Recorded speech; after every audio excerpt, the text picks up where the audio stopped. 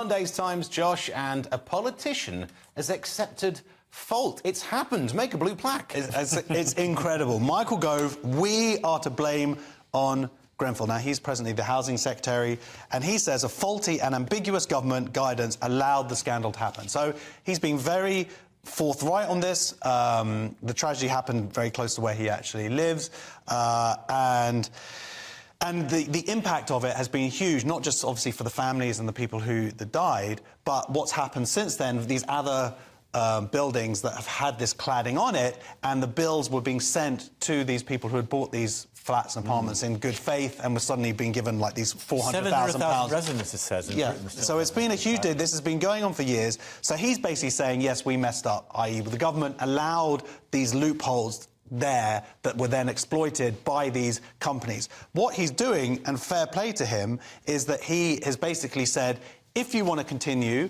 in this business of making homes, you have to sign up now and to a pledge that you will sort this out and pay for it.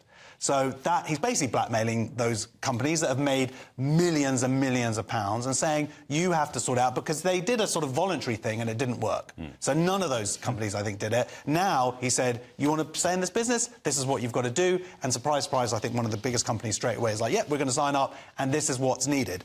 And that is, I think, a very good thing. He's also talking about trying to sort out the leasehold system, which is incredibly backward in this country.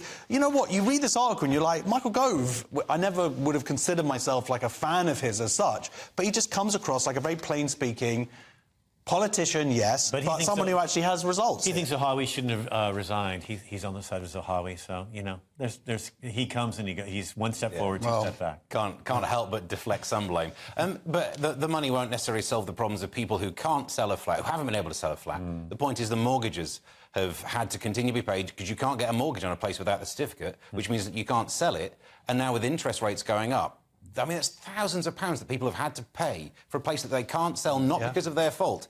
That money won't fill any of... And that they're afraid to live in, actually, right? Yeah, in some cases. And then the cost for waking watch and stuff. Yeah, that's side issue there.